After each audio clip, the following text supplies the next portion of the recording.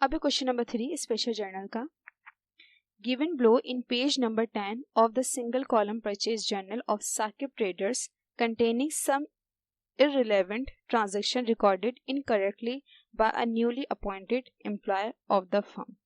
देखिए यहाँ पर ये परचेज जर्नल दिया हुआ है लेकिन इनकरेक्ट है। ये कोई न्यू एम्प्लॉय होंगे जिन्होंने परचेज जर्नल जो है बनाया होगा, लेकिन थोड़ी मिस्टेक्स हैं। ठीक है, साकिब ट्रेडर्स का ये परचेज जर्नल है जो कि न्यू एम्प्लॉय थे, उन्होंने ये बनाया था, तो इसमें कुछ मिस्टेक्स कर दी हैं क्योंकि यहाँ पे बता दिया गया है कि ये इनकरेक्ट है।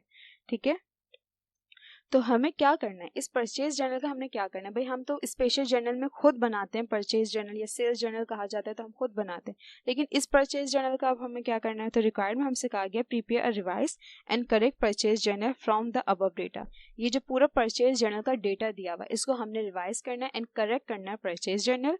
ठीक है, एंड बी में हमसे कहा गया set up purchase account number 5001 appropriate controlling account in the journal ledger and purchase account का हमने जर्नल लेजर बनाना है। ठीक है, बहुत सिंपल क्वेश्चन है।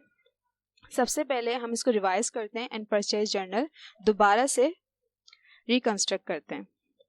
तो यहाँ पे हमने हेडिंग डाली Saqib traders purchase journal for the month of March 2018। ठीक है, तो यहाँ से जो इसकी ट्रांजेक्शन है वो यहाँ से स्टार्ट हो। अच्छा, ये परचेज जर्नल है तो परचेज जर्नल हमें दोबारा से बनाना है। ठीक है, और बिल्कुल करेक्ट। तो यहाँ पर जो एक दिया हुआ है कि भाई ये जो है वो 5 March purchase merchandise from Aslam and company, term दिया हुआ 2 divide by 10 and divide by 30 12,000। अच्छा, यहाँ पे नहीं बताया गया कि ये ऑन अकाउंट है या फॉर कैश है।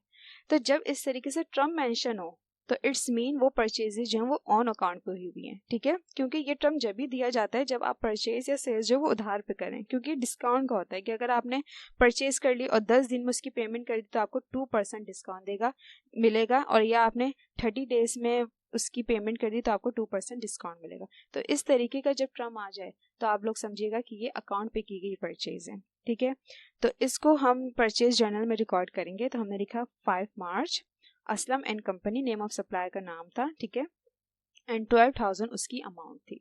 ठीक है, बिल्कुल एज इट इज हमने ये लिख दिया कि यहाँ पर ये डेट आ गई, यहाँ पर नेम ऑफ सप्लायर कौन थे, असलम एंड कंपनी, इनकी अमाउंट क्या थी 12,000। पेज नंबर 10 तक, क्योंकि यहाँ पे सबसे पहले मेंशन किया गया है पेज नंबर 10, तो पेज नंबर 10 को हम स्पेशल जो भी जर्नल बना रहे होते हैं उसके बिल्कुल अपर लिख देते हैं। ठीक है, फ्रंट पे। इसके बाद जो है वो 10 मार्च की बात है, परचेज मर्चेंडाइज फॉर कैश। अब देखिए परचेज जर्नल में परचेज मर्चेंडाइज फॉर कैश की भी जो है ट्रांजेक्शन को रिकॉर्ड कर दिए, लेकिन नहीं हम तो नहीं करते तो इसको स्किप कर देंगे। 12 March purchase office equipment from Kashif engineering 20,000, कोई भी एसेट वगैरह परचेज होता है या सेल्स होता है उसको भी रिकॉर्ड नहीं करते। 15 मार्च को purchase merchandise from Umar and company on credit 15,000, तो इसको हम रिकॉर्ड करेंगे। हमने लिखा भाई 15 March, name of supply Umar and company, उनकी अमाउंट थी 15,000। ठीक है, हम 15 मार्च पे थे। फिर हमने लिखा 20 March purchase office supplies on account from Iqbal and sons. ठीक है, 1,000, तो ये भी नहीं, ऑफिस सप्लाई सिर्फ merchandise, just merchandise and goods की परचेजेस एंड सेल्स होगी, उनको बस हम रिकॉर्ड करते हैं स्पेशल जर्नल में। और यहाँ पे परचेज जर्नल हम बना रहे हैं तो परचेजेस से मर्चेंडाइज एंड गुड्स की होंगी सिर्फ उसको रिकॉर्ड करेंगे ऑन अकाउंट वाली। तो 20 मार्च की ट्रांजेक्शन को भी हमने स्किप करनी है। फिर 25 March purchase merchandise from Aslam and company, term दिया हुआ है यहाँ पे भी। ठीक है, और इसकी अमाउंट यहाँ से मिस है, इसकी अमाउंट जो है वो 15,000।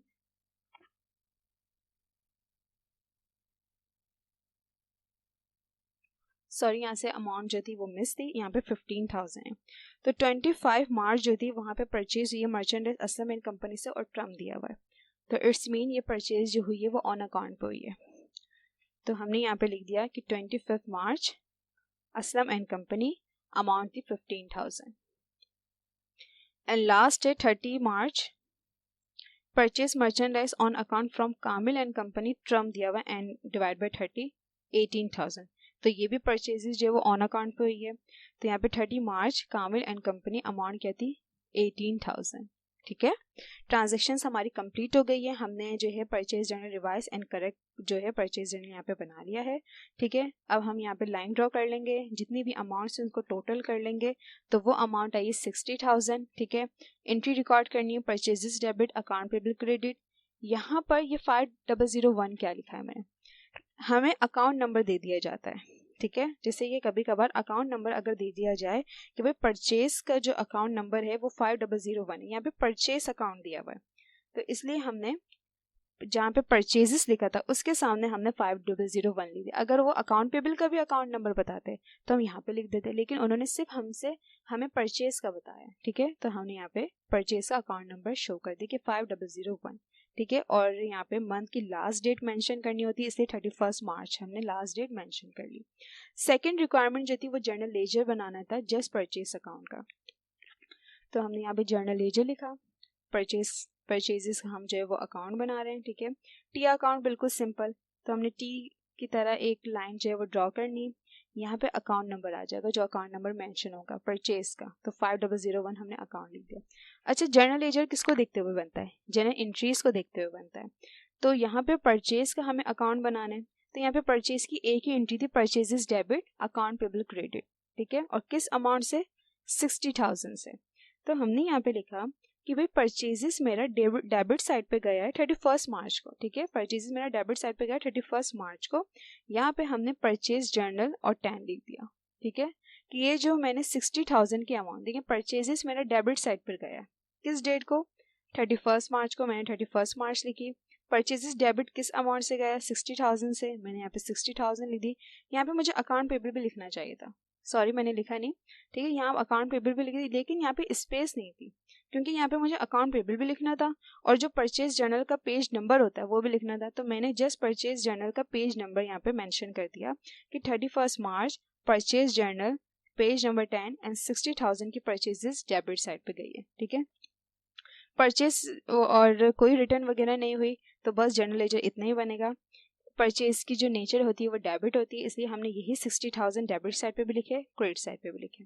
क्रेडिट साइड पे इसकी कोई अमाउंट नहीं थी, इसलिए यही 60,000 यहाँ पे बैलेंस CD बन के आ गए और यही 60,000 यहाँ पे बैलेंस BD बन के आ गए।